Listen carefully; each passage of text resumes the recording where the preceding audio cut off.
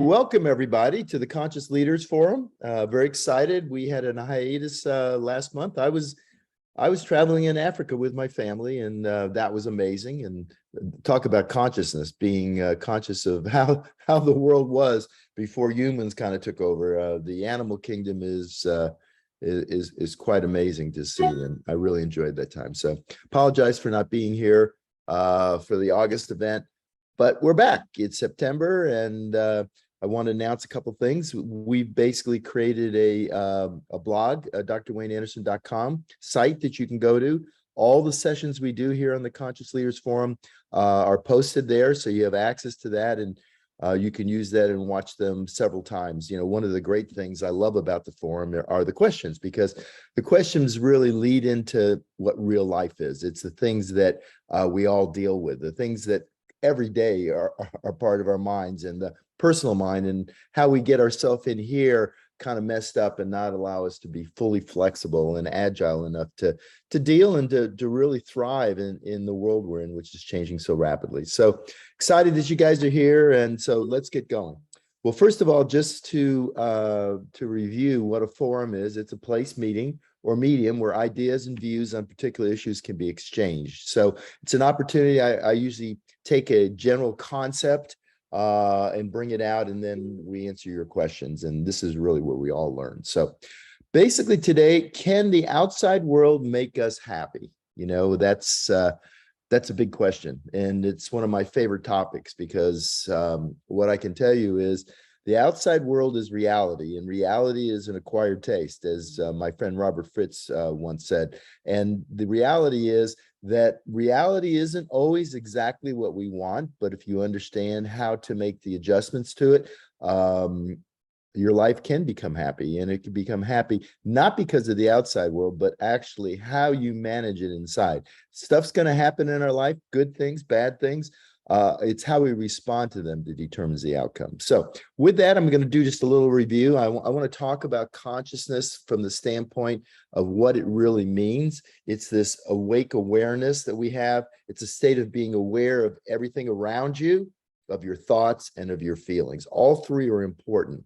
And what we do sometimes is we let our thoughts and our feelings kind of carry us away, and they distort reality and make reality not what you would want it to be. So first, just review consciousness of the outside world. It's just awareness through your five senses of exactly what's going on, filter free, no filters, no interpretation, no giving meaning or creating a story with it, but just really what's happening around us. And I can say very, very confidently that less than 5% of us are aware of what's going on around us most of the time. In fact, most of us are so caught up inside the voice in our head that we're sometimes very unaware of what's going on around us, and we're missing life. We're missing the opportunity to really grow and explore ourselves and experience things as they truly are, but not through our preferences or our comparisons.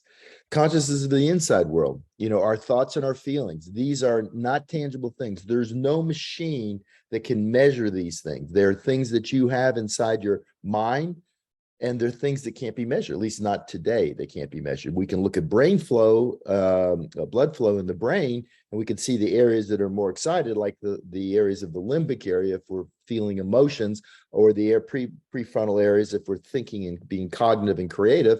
But as far as what we're actually thinking, what our thoughts are, and what we're feeling, only we are fully aware of that. So with that, understand two very important points. Most of our life is determined by our motivation. That is the desire to act a certain way.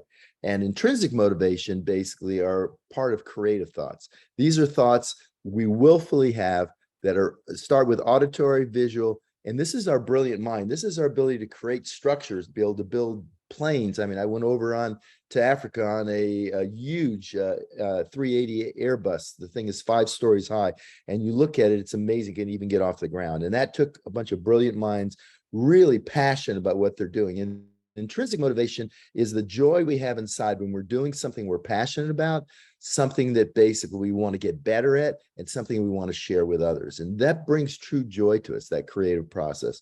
But there's also other thoughts. There's the automatic thoughts that we have, the things that are the voice in our head we've been talking about, making up stories about things, and self-concepts. And basically what happens is our personal mind is developed from stored trauma. There are things that happened during our past that we actually our negative thoughts, or things we resisted, or things we clung to, things we either really liked or didn't like, and they're in our minds and they're there continually. And so they have more weight. So when the world comes into us, we basically have many times filtered that through that thought process, through that stored trauma, those preferences and those patterns about what we like and what we don't like. And so it kind of doesn't allow us to see things as they really are. So we're no longer looking at the world objectively. We're dealing with our own personal minds, and there's things we like and things we don't like. And that leads to extrinsic motivation. What we do is we desire to get things outside for ourselves, hopefully helping us make us feel better inside. So if we feel that we don't have a nice enough house because our neighbor has a nicer house. By the way, bottom line is people are always going to have less than we do, and they're always going to have more than we do. And if we're looking outside to that outside world to make us happy, we're going to be very disappointed. Because basically, if you look at it, it's important for us to be here and now, not to say, oh, when I will have this or not have that. And that's, that's what happens. Like, if we find somebody, we meet somebody when we're growing up and we fall in love and they say the right things and say they like us. And so we like that, then we cling to that. And then, so we're looking to repeat that. It's like going on a vacation. You go to this great place, and let's say there was a beautiful day. You were with your significant other, and the sun was going down, and it was just fantastic. So then next year you plan on going back to that same place, thinking that that outside world is going to make you feel the same. But it's not going to be the same, because what you've done is you're clinging to a memory of the past, basically, versus actually just experiencing that. And hopefully that makes sense. So we trigger our concepts of how things should be, and these unfinished patterns stay, and they stay in our mind. They can be something that's positive or something that's negative. And any of this stored is trying to get out. We're either resisting it or we're clinging to it, and it wants to be released. And we compare it as everything to it. So, if you buy a new car, you wanted this new car, you get the new car, and the car is going to age. The car is going to get scratches on it. And then you're not going to feel as good about the car if that's what you wanted, was this perfect thing. So it's important to understand that almost all the things that really disturb us are inside of us. They're really the voice in our head, our thoughts and our feelings. So basically, being conscious of the inner world is so critical, because events are going to come in. And when they come in, they'll trigger our personal mind. And if we have our preferences, rather than just experience them as they are, if we experience them as our personal mind, our preferences of these things that we've stored, then basically our automatic thoughts will take over. And what that will do is it'll create emotions and feelings, and that'll start to cycle in a cognitive emotive loop. And we'll start projecting those outside of us, or we'll resist or cling to those things. So it's important, or we'll suppress those things. And all these things, what they end up doing is they keep us from being fully aware in the present moment, which is the goal that we want. So just like that sunset that you saw, when all of a sudden you came around the corner in your car and there was the brilliant sky. I mean, it happens a lot of times when I'm sailing, and we'll have the sun will be going down. There'll be a storm. It'll be stormy. And then as the sun's setting, the beautiful colors coming through the clouds, and you'll have that moment where you'll just look and you'll be fully present in that moment. And it's a glorious, you can remember those sunsets and you go, my goodness, this is just gorgeous. And those are the moments that we can have all the time if we learn how to be able to understand that, not to appreciate and to be grateful, and no longer suppress those thoughts. But instead, what we do is we filter it through our preferences. And so we create instability. So with that, one of the goals of doing this forum and to answer questions is to build internal stability and external equilibrium, put you in a place of what we call equanimity, where things can happen around you, but you, rather than being bothered by them, are able to handle them and be able to take that information and have it not resist and just flow through you. So with that, let's open it up for Q&A. Rachel, we have any questions today? Yes, we have Katrina. Katrina, can you come off camera? Yeah, let me take the slides down too. There you go. Hi, Katrina. Good morning. Good morning. Hello. Hello, How wherever are you are. I'm Yeah, actually in Florida today. Getting ready to go to wonderful. Oregon tomorrow, but in Florida today. That's fantastic. So my question for you, in order to live our in order to live our best lives, what is the best way to be fully conscious in the moment? When we are feeling a certain emotion or feeling, would you recommend that we just be more aware of notice what we're noticing in the moment? Yeah. So yeah, Yeah. the first thing, yeah, that's a great question, Katrina. And it's something that it's really as simple as this. What we need to do, the easiest thing to do is to substitute something positive for whatever's going on. We have preferences, we have this resistance, and we're humans.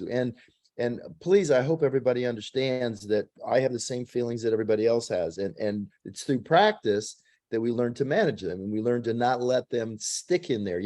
A cognitive emotive loop is when we have a thought that creates a feeling, and then the feeling creates a thought, and it gets inside of us. And I think we all experience that sometimes. We have something on our mind, and we're trying to go to sleep at night, right? And then we'll have that thought, and we might as well just get up, because you're not going to go to sleep, right? Because you built that loop. So the easiest thing to do is to just take something positive and substitute. It's really easy to do that. So, and I'm not saying make believe like you're living in fantasy world. I'm just saying is, let's say you're in a 35-mile-an-hour zone, and the guy in front of you or girl in front of you is driving 25. So you could sit there and start building that story and getting upset and trying to pass and getting yourself in trouble, going through a double yellow line. Or you could say, you know what? I've got another 5 minutes. Let me turn on the radio. Let me review the meeting I'm going to, and let me use this time into something positive. So that's the easiest one to do. And what it does, it actually changes your brain chemistry. The neuroplasticity of our brain is designed when we think of something positive, and this is not made up stuff where we're lying to ourselves. We're just saying we're taking something positive and substituting it for this stored trauma that's irritating us. We're late to the meeting, and so we're already upset. You can't do anything about that. So turn it into something positive. So that's one thing you can do. The second is just the one I've used for years: stop, challenge, and choose. Stop, challenge, why are you feeling it, and knowing that voice in your head almost all the time is made up. It's something we're making up a story. And we make up the story, and we actually almost always make up a negative story because we have negative bias. We're designed to be able to look for threats. And so what were real threats 10,000 years ago now are mostly perceived threats. So when we start feeling that, just stop, challenge, and choose, what is the outcome I want here? Do I want to sit here and get myself upset, change my blood chemistry, get my blood pressure up, release cortisol, all these things? Or do I want to basically say, okay, I can change this. This is not real, and I can make a difference. So, one of the ones that happens all the time is our kids, right? Our kids are, because we're not in control. And as our kids are growing up, especially when they're in adolescence, teenage years, they're going to do some bonehead stuff.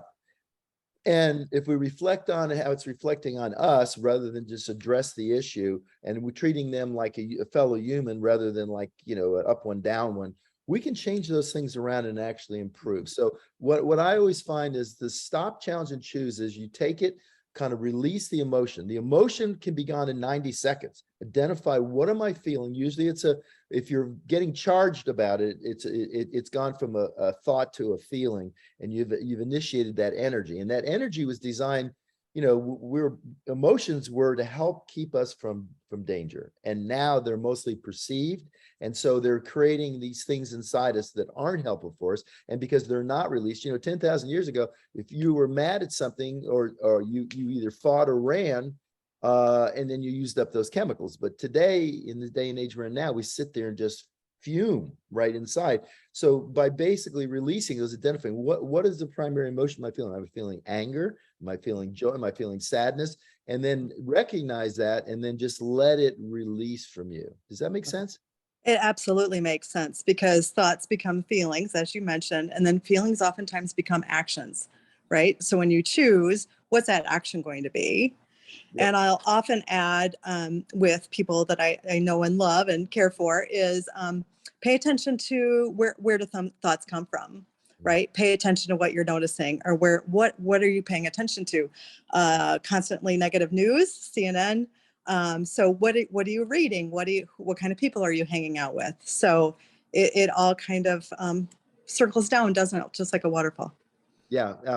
It's like be here now or be there then, right? In other words, we spend so much time in our past and we compare our past to our present. And literally, it's not helpful because most of those things, there were emotions and stuff you had, and you didn't have the capability. You weren't as aware as you are now. And part of this process of consciousness is simply becoming aware that you are not your thoughts, you are not your feelings. See, we so self-identify with these things that we think they're us. They're not us. They are actually just like, I'm looking at, this glass right here. My thoughts are no different than that. There's just something I'm seeing, and they're not us, because if they were us, then you wouldn't be able to be aware of them because they would actually be you. So important to realize. And the other part, be here now versus be there then, is, yeah, things happen and one day life was perfect. Don't try to keep creating that, because if you try, same thing with our relationships, by the way, we like people when they're how we want them to be. We basically need to like people because we like people, not because of the certain way they're acting, which fits in with our preferences. So important to realize, we all live on our own planet, and everybody's planet's different. Our experiences, it's like snowflakes. Everybody has a different set. Some people love cats, some people love dogs, some people love butterflies, some people like to, my daughters, when they were growing up, my oldest one loves snakes. Not too many girls like snakes.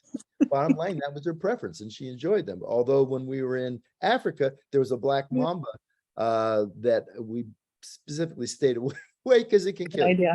Yeah, exactly. So thank you so That's much. great. Great question. Thank you. All right. You bet. Yeah. Bye. All right. Next up, we have Courtney. Courtney, can you come on camera and unmute yourself? Hi, Courtney. Hi, Dr. A. Nice to be talking with you. I appreciate you doing these calls so much. So the thing that I get stuck in, honestly, is I know that when the external stimuli comes in, we need to use that for something, and the shift is possible and the pivot is possible, but I get stuck in just being impacted by something. It kind of stops me in my tracks, honestly, because I'm trying to figure out what's next. What changes am I going to make? And it's hard to get unstuck from that. So what would you suggest in that? Yeah, that's your stored trauma. It's, you have things that happen in our, well, first of all, let me start off by saying, until we're about 5 years of age, we start to evolve our prefrontal cortex. Before then, we're really based on belonging, being part of, being cared for, our survival. And we haven't developed a prefrontal cortex. So in those period of time, we're very emotionally based. So all this stuff happens during that period. And, our parents are becoming more aware of many of these things now because of, social media and the internet. But, most of us grew up in a time when our parents just didn't know any better. So they would say something to you and we would take it very personal. Like, you would do something, I'm just making this up, but you do something which was not too smart, and your parents would say, "Are you stupid?" Right? Now they say that was not a very smart thing to do, not making it about you. But all this stuff gets into our subconscious, and it's all there and it's all programmed. And what we do is, when there's something we don't, when it doesn't matter, like, I don't know, the rings on Saturn or the lines on the road, that information comes in, we see it, and we don't even pay attention to it. It comes in and it leaves. But when something happened that you resisted because, or you could have clung to it, if it was something you really liked, like your parents told you something, you're really smart, or you really did that well, or that was a great project, or I'm so proud of you, then you cling to that memory, or you resist that because you don't want to experience it fully. And so it's not equally weighted. So it's actually there and it's present. So the first thing is literally just self-awareness. It's basically, Courtney, just becoming aware of what it is that's happening. So there's something, so if you stop, when you feel yourself starting to feel that icky sauce, you feel your jaw clenching, that feeling in your stomach, in your throat, in your chest, or in your head, it doesn't really matter. But when you start to feel it, that is actually what the last talker was talking about, was you feel that feeling and it creates a behavior, it creates an emotion. And so when you start to feel that reacting, You want to stop and you want to identify what it is. You know, what am I feeling right now? If you can be self-aware of what you're feeling, that's how it all starts. You're not trying to fix it or what the next step is. You want to be fully present in that moment. Don't focus on, you can't, remember, you can't change your past and you can't make your future. You can plan your future and then do the behaviors in the present that lead you more in the direction towards the future you want. But you cannot predict what's going to happen in the future, and you certainly can't change your past. So being fully present in that moment when you sense and feel that, don't try to fix it, just simply become aware of it first.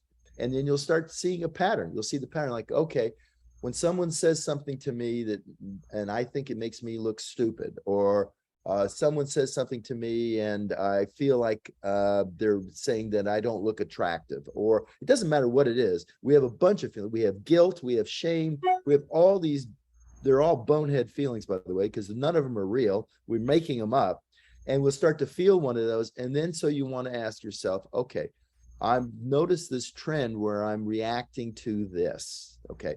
Then basically you start with that, and then you start removing, you let that energy come up, so that rather than resistant, because when we hear something that doesn't bode well, we try to push it back down. It's like a coiled spring.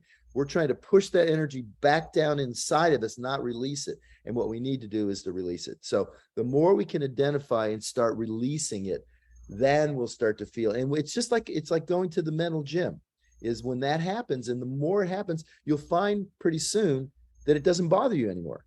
Because you know what? The voice in your head is making that stuff up. It's not real. It's all made up. You know, the only thing that's real is our reality. And the reality is what's happening in front of us probably is very simple. And then what we're doing is we're bringing it in, we're interpreting it, and we're creating a story with it that starts to bother us. And so it's hitting on our stored trauma. And what we want to do is no longer allow that to happen. And you'll find, so pick something small. You know, you can desensitize yourself, find out something that you know that bothers you, that triggers you inside, become aware of it. And once we're aware of, that's the first step. So start there with awareness. Awareness then allows us to be able to manage it. Does that make sense? Yeah, that makes sense. It's after the awareness though. It's the bit that's like, all right, so people are upsetting me because they're not behaving in the way that I think is going to help them move forward. And I guess, I mean, you've answered my question, is, you know, look for those trends, identify those trends, and then move through that. But how? Yeah, okay. So let me just say something. You said what you in essence said was the world should be a certain way. The world's not any certain way. The world is reality. This world took 14 billion years. This universe, 14 billion years. The Big Bang happened 14 billion years ago. Okay. You didn't have anything to say about it. You're here for, you know, hopefully you're living as healthy as you can and working on your well-being, and you're going to live to be 100 plus, but you're here for a fraction of a second. Okay. Don't think you have any influence over the world. You don't. Okay. That's the first thing that makes you laugh, right? Because you don't. We somehow think the world should be a certain way. And when the world's that way, we're happy. And that's what my talk was today. When the world's a certain way, we're happy. But when the world isn't a certain way, then we're not happy. You know, it's kind of like a clock, right? A clock is right. Even a broken clock is right 2 times a day, right? Mm-hmm. Yep. Well, the same thing. What we need to do is work on, okay, not the question is, why am I unhappy? Why am I letting this bother me? Why am I letting this? Ask yourself that question. Why, what good is it serving me? And you know what? Everybody, you can't change someone's behavior. You can awaken them. You can facilitate. You can contribute and support, but you're not responsible for anybody's behavior but your own. Period. And once you become aware of that, and when you feel these feelings inside, stop, challenge, why am I feeling that? And then choose the outcome. You know, there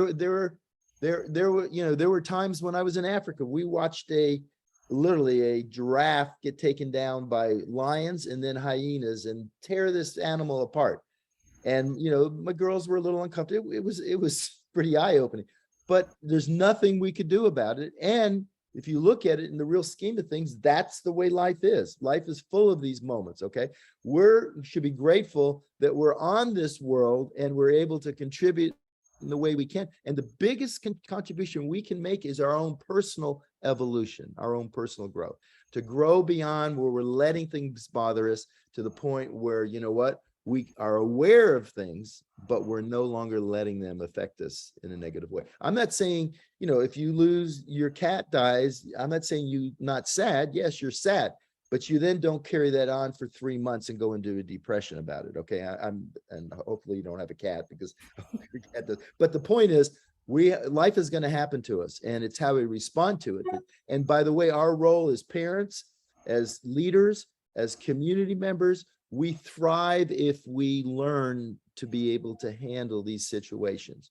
That's what allows us to be better leaders and better coaches in all the things we do. All right. Thank you, Dr. A. You're welcome. Yeah. All Okay. right. Next up, we have Laura. Laura, can you come on camera and unmute yourself? There you are. Perfect. Good morning, Dr. A. Morning. Excited to connect with you, and actually I get to hang out with you in Oregon in a couple Awesome. of days. So yeah, looking forward to that. But I had kind of a logistical question. So we know sleep is super important, and you know, you've been very vocal about that. You ensure that you make sure that you get your 8 hours of sleep. And of course, the world is busy. I'm busy. All of us are busy, right? And so how do you prioritize and promote? You know, I'm sure that you have deadlines and all of those kinds of things that you're always running up against. So how do you really make sure that you're caring for yourself and supporting your own like sleep needs and ensuring that you get what you need, even amongst the busy of the world? Yeah, that's a great question. And by the way, it is that important. In fact, I honestly feel it's my secret weapon, that I've always paid attention to that, you know, ever since I was little. And it makes all the difference, because we for some reason we think sleep is a luxury and something we have to fit into the spaces in our busy schedule. But you know, in the Habits Health system, I talk about the model morning and the twilight hour. No matter how busy our world is and how busy our life is, and you know, if we work for someone else, you still have sandwiched those two pieces. So the first thing I do is it's not just the quantity of sleep, because sometimes that is impacted, it's the quality. So I find to clear my mind at night. So when I lay down, when I lay down at night and go to sleep, I'm asleep within 10 minutes every night, because I'm specifically do the things I write about in the Habits of Health. I make sure my room is cold. It's blackout. In fact, I'm building a new house, and you know, it was a big deal because it's got a large glass area over the ocean. And the bottom line is, I insisted. I met with the architects and the builders for 3 hours, saying, I don't care how you do it. And they had to move a wall in order to put the curtains that would come around, but specifically engineered to make that room black. Because, you know, as you know, in the morning sunlight on the East Coast, the sun, you know, one little spot, it comes in and it amplifies. And I know that's not healthy. So first of all, structurally, I make sure I have quality sleep by doing all the right things that I talk about. The second thing is I look at my schedules and I clear my mind, so that the late, you know, 10,000, I mirror a lot of things I do with how we were designed 10,000 years ago. And all this work on consciousness, by the way, we were fully conscious 10,000 years ago. We didn't worry about a lot of stuff other than survival. Other than that, we were gregarious, we were nomadic, we worked together with our clan. We didn't have worries about work deadlines and stuff like that. So we slept, and we slept well. And we slept from the time the sun went down. We'd hang around the fire, tell stories, you know, and eat, and then we'd go to sleep. One person would watch to make sure we were safe, and then the rest would sleep all night. And you'd sleep probably longer than 8 hours because of the sun being down. But the point is that I make sure I clear my mind. So before I go to bed, I make sure that hour I turn off the TV, I turn off the computers. I don't have my phone in the room. I basically make sure that I do all the things necessary so I have nothing mentally going on. So I don't go to bed with thoughts in my mind. And it takes a while. Then the other thing is when I also write down what are the 3 most critical things I need to get done the next day, so that when I wake up, I don't have decision fatigue. I don't have to start thinking about it. I already know what I'm doing. I know what my schedule is. I know during that day, those are the 3 things I'm going to do. And then as far as deadlines, I just don't take, you know, I spend the time, even going internationally, where I don't spend the time going on flights where I got to get up at 4 in the morning, you know, or we have control of those things. We really do today. And I'm not saying sometimes, rarely, but I would say that the majority of time, I make sure that I wake myself up. I don't have an alarm on because I specifically got enough sleep. So I wake up naturally, because the alarm is like disruptive technology. It's abrupt Right. awakening for you. And that's not healthy for you either. So, Mhm. and I'm not saying there's not exceptions, but basically almost all the time, I pay attention to time zones when I fly. I try to work around those and assimilate the normal circadian rhythm. And I basically schedule things. I look and I say no more, also because my schedule is very busy. I say no Mhm. more, and I say yes to a full body yes. And what a full body yes is, I'm saying yes to something because it's basically essential for what leading from the future that I'm looking for in this mission of helping people create health. It's additive to that, and it's leverage to that. So hopefully that. I like that. No, I like that. The essential, the full body. Yes, that's good. That's good. Awesome. Thank you. Thank you. You're I'll welcome. see you on Thursday. All right. Travel safe. All right. Thanks. Okay. Who else? All right, next up we have Becky. Becky, can you come on camera and unmute yourself? There you are. Oh, hi. Oh, look at that background. Do I like that or what? Good job, man. Good job. Thank you, Dr. A. Thank you. Thank you. I love these conscious leadership times with you. It has, at the beginning of it, you even said it would affect all areas of our life. And darned if you weren't right yet again. It helps not just with the coaching, of course. I mean, and it's really great with that, but it has helped me, at church and at going out and meeting new people. And, you said it would even make you a better parent and everything like that. So thank you for that. And thank you for always doing this and giving us question time, plenty of question time. It's so great because everybody asks great questions. The sleep one, I loved it, and the others. So my question to you is, I have been working on being fully present. You're right. It is a training. It is a practice. I have learned that much. So when I'm with somebody and I'm meeting people, I'll give you an example of what I'm trying to do here. My dad stays at a place where it's an independent living place for the older generation, right? These people, Dr. A, are just fantastic. And they love to talk to me because guess what? I'm fully present with them, and they don't get a lot of that. I can tell, and it breaks my heart. So, God, I didn't know I was going to get them. Okay, so I know that no one's better at it than you at being fully present that I have come across anyway. So what I'm struggling with is, as I love to talk to the people, and I love being right there with them, but then I get back to like a couple of days later, I'll come back across them again, and I can't remember their name. How shameful is that to me? I'm going, are you kidding me? So anyway, do you have a trick, Dr. A, when you're fully present with somebody? I can remember their story and everything. I can remember how many kids they have. I can remember all that, but the name, and that is not right. You are very strong about remembering people's name. Do you have a trick? Yeah, I'm actually terrible at it. So I have to really be conscious of it. I really good to know. That's good to know. You know what? I realized, because I asked myself that same question, and what I realized, when I see somebody, I'm fully looking into their eyes and seeing them as a fellow human. And I'm so aware of that presence of just, first of all, 8%, 7 to 8% is what we say, and the rest is our tone and our posture, right? So that, I'm very aware of that. And so sometimes right in the beginning, I'm fully seeing them as a human. So I don't catch their name. Yeah. So I then have to specifically, so that's something I know that I'm terrible at it. So I'm so glad to hear that. Yeah. So I just want to make sure you know that, and I'm not saying that's good, but I'm not the one to give you expert advice on that. But I will tell you that I make it a point to then, when I realize 5 minutes into the conversation, when I'm just meeting them, I'll say, I'm sorry, what was your name? Or I'll say something kind to them and say, I'm sorry, and I will actually get their name then. But I'm the same way. I think it's just really a matter of how we approach people before, this, like Shakespeare said, right? And the name could be, any name, still a rose. A rose is a rose by any name. Yeah, right. And so I think that's probably why. But yeah, it is and then what I do is the 3 ways to remember are basically to first of all is to do what we call to associate it with something else, associate with something else. Second is spaced repetition.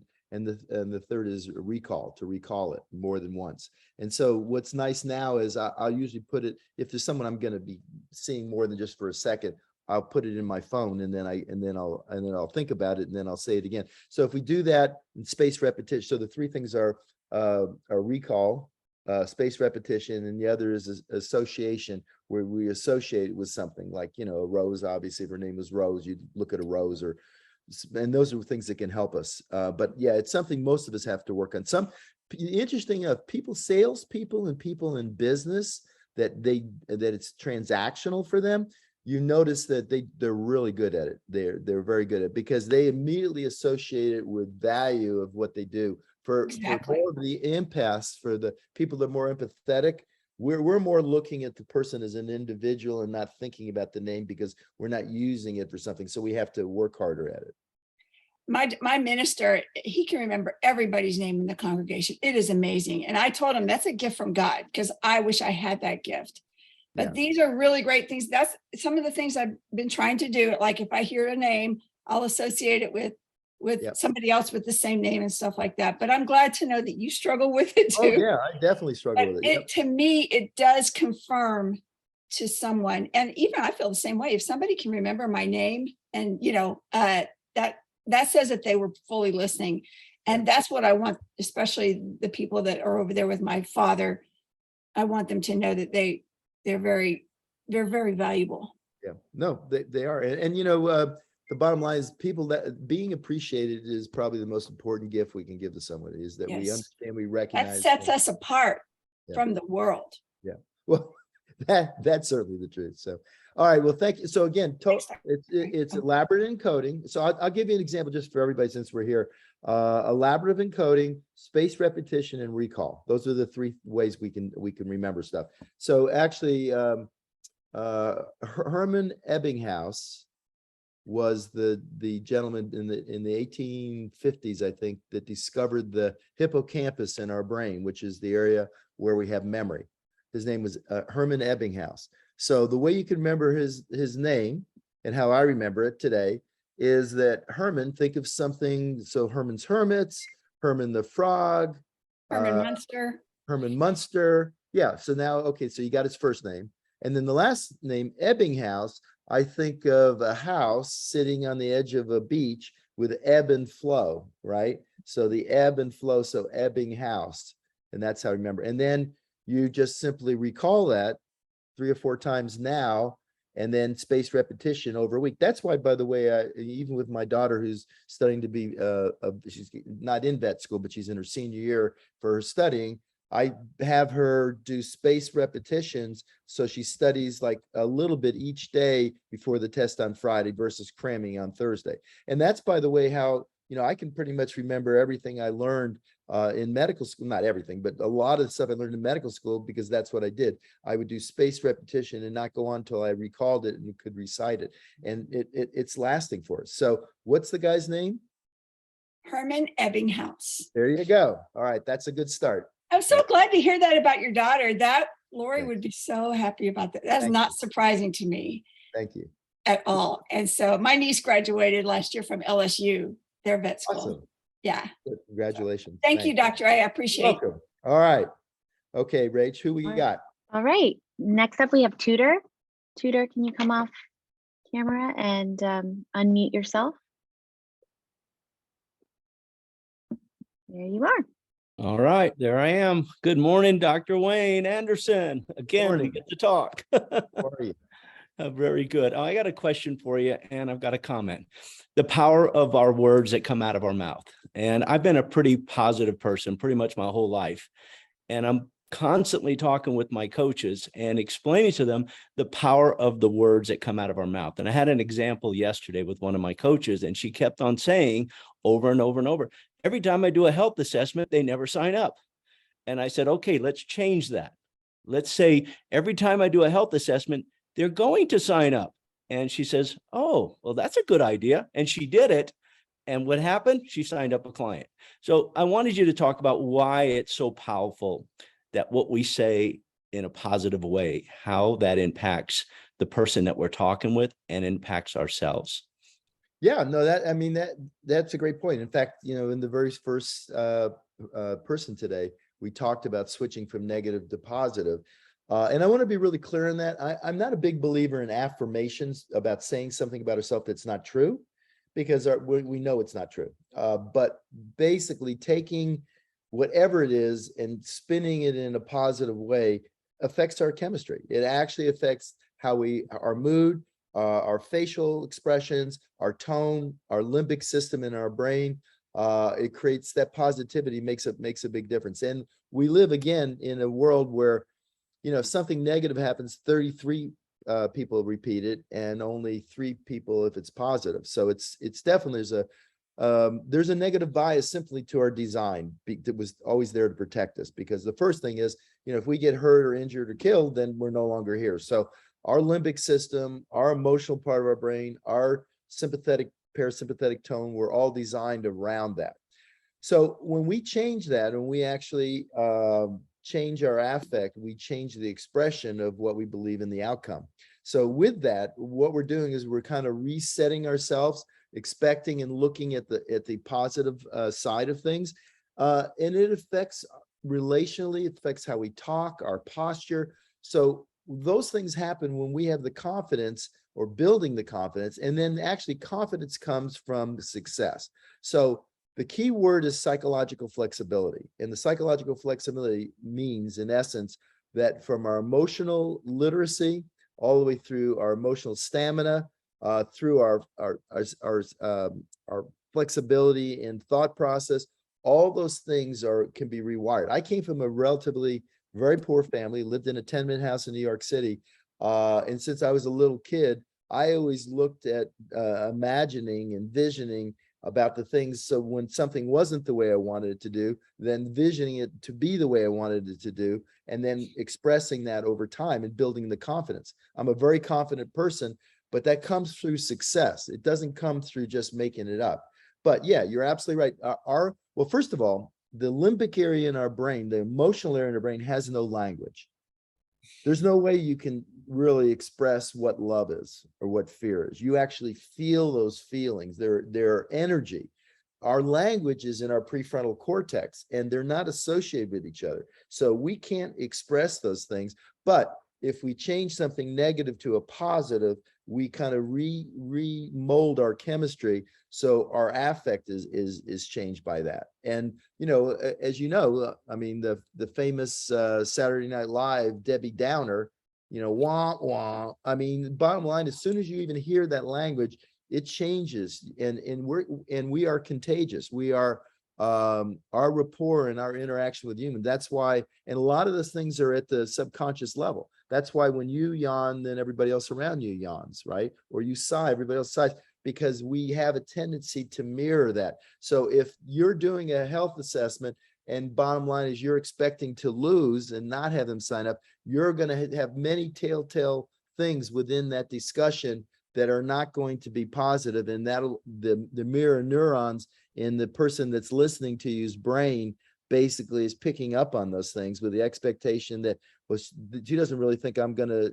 to sign up for this. I basically, on the other hand, I can't sell ice to Eskimos. I'm not a salesperson, but my enthusiasm is contagious, and I know that. And we have the opportunity by changing it around to be able to influence others. Well, I appreciate that. That's just confirmation for me. And I've tried to stay positive every chance I get. And I surround myself with people that are positive.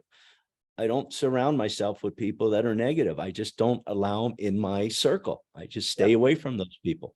Yeah. And that's just like, someone else said this earlier, is about you don't watch the news stations. I'm not saying we need to be aware of what's going on in the world.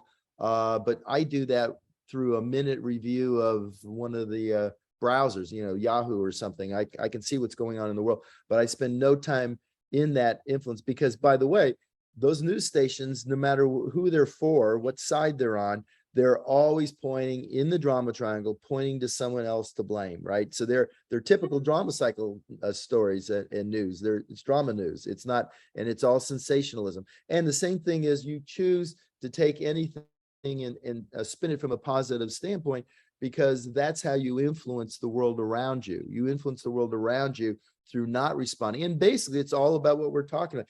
Don't let your preferences, your stored trauma get in the way of reality. Most of the things are happening just because they're happening. And that's real. That's the reality of the real world.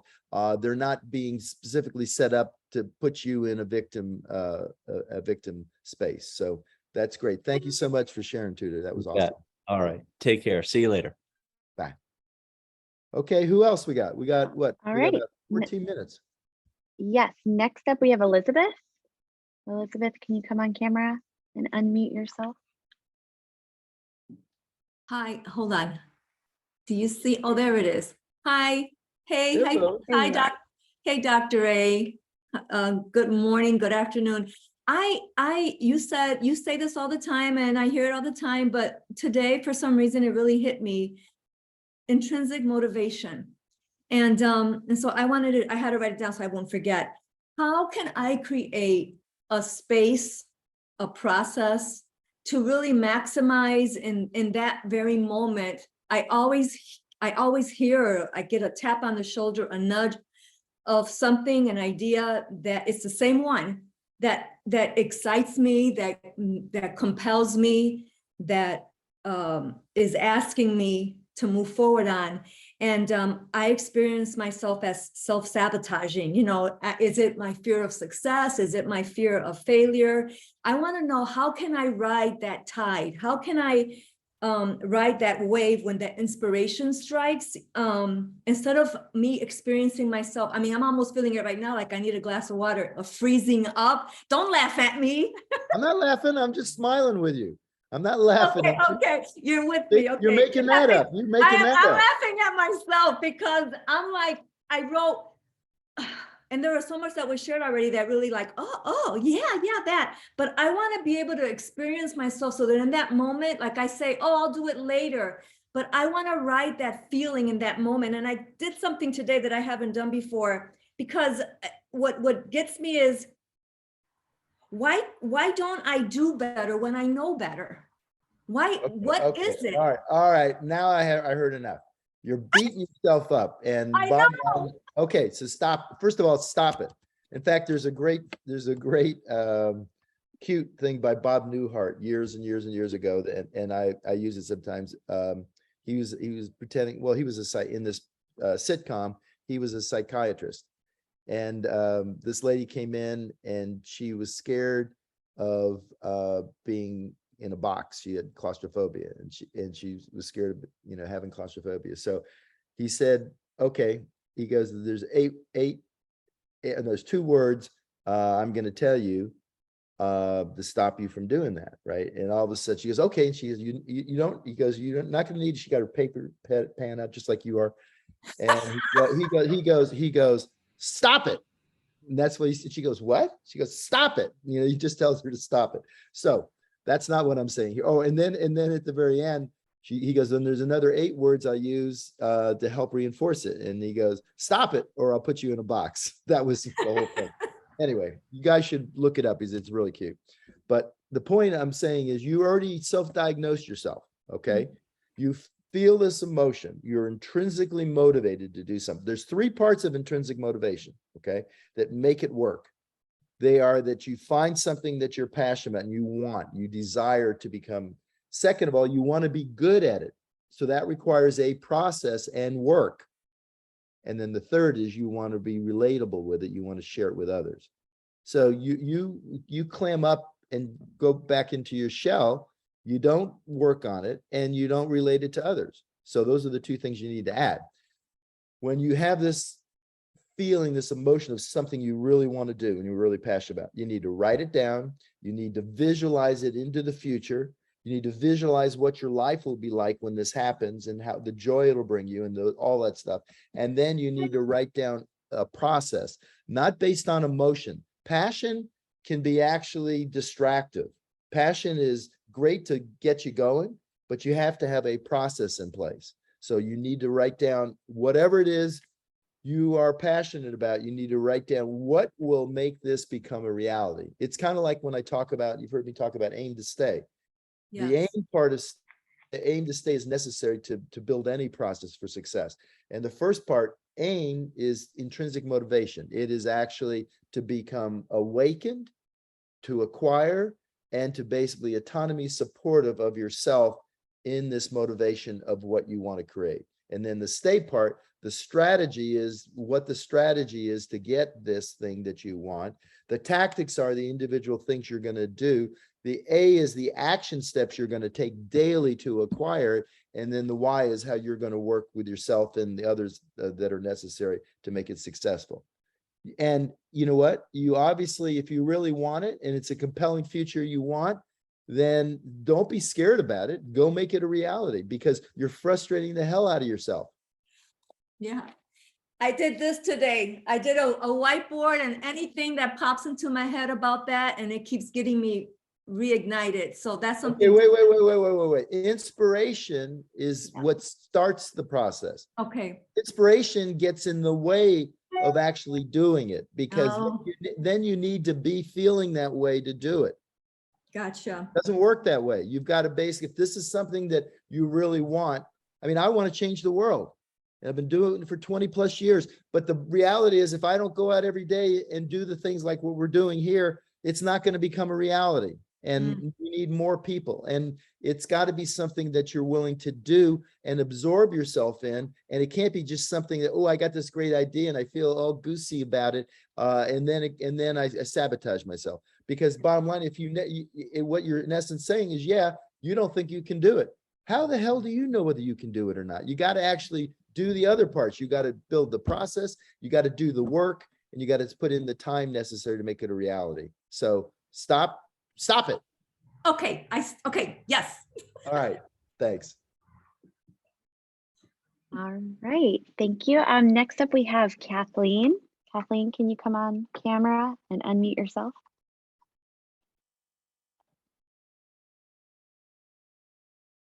Are you there, Kathleen?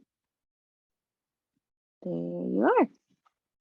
Oh, Hey, Hi, Kathleen. sorry, I clicked you off. I'm gonna try to do the shorthand.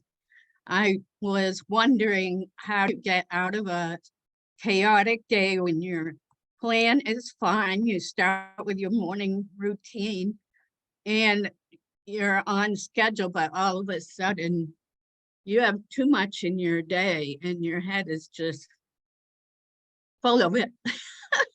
Yeah. No, that's important, because consciousness, focus, single-minded consciousness, when we're focused on one thing, bottom line is important. It's called 1-point focus. In other words, like when you see that beautiful sunset I was talking about, I showed the picture of unfiltered, where someone was looking at the sunset and having that image in their mind. You're overwhelmed by one thing happening, and it burns an indelible, creates an indelible memory in you. When you have too many things going on, you can't focus. And the other thing we can't do is there's no such thing as multitasking. You can selectively switch gears and change, but on average, it takes about they say it takes around 8 minutes to get yourself refocused on what you were doing before. So you've got to actually select down specifically only a few things. That's why I say I plan each day around 3 major things that I want to have accomplished that day, no more than 3. And then make sure I focus on those. When we try to do too many things, and I'm not saying you can't, if you've got kids or grandkids and you got people running around, I'm not saying sometimes you have to do multiple things, but you remember, you want to become the dominant force in your life. And so you know how much you can handle. And so if your day starts right, but you put too much on the table, then you need, again, I'll go back to what I said earlier. I want a full body yes. And the key thing, the first leadership habit that we developed was lead from the future, act in the now. That bottom line is know what you want for your future, for yourself, your family, your community, the things that are important to you. And then basically let that inform you of what you're going to do today, and start saying no to many more things that aren't critical to that future. And the other thing is, There's a great book called it's the Who, Not the How, is basically focused on if you can delegate things to people that you don't need to do anymore, do that to take those things off your table. Only do the things that are absolutely essential to your future. Make sense? Yes, thank you. You're welcome. All right, go get it done, girl. Thanks very thanks. much. Yeah. Okay, we have time for one last question, Rachel. All right, Jan, can you come off camera? There's Oh, my there you are. girl. Hey, Dr. Ray, how are you? I'm great. How are you? Great. Thank you so much. So this one might be a little heavy for the last 5 minutes, but I have been really working with. I like how you changed. You were going to say struggling, and then you changed that. I like that. So, by the way, that's important. Word selection, as the other gentleman said, is really important. Yes, I did. I had a conscious thought right there and thought, I'm working on it. But yeah, I have adult children that I adore. Some of them are moving forward, making great strides in their lives, and some of them are battling some things. My question is, I'm trying really hard to stay open to communicating. I'm always there to love them. I'm always there to listen. I'm trying to stay in my lane and let things happen so that they can learn.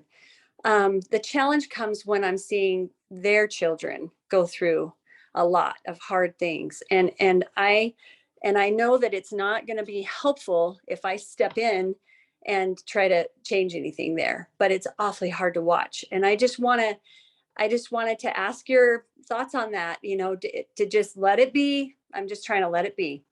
So yeah, that's a tough one. That is a real tough one. And that you're aware of that, and the ramifications of that in itself are admirable. So don't beat yourself up too much on it.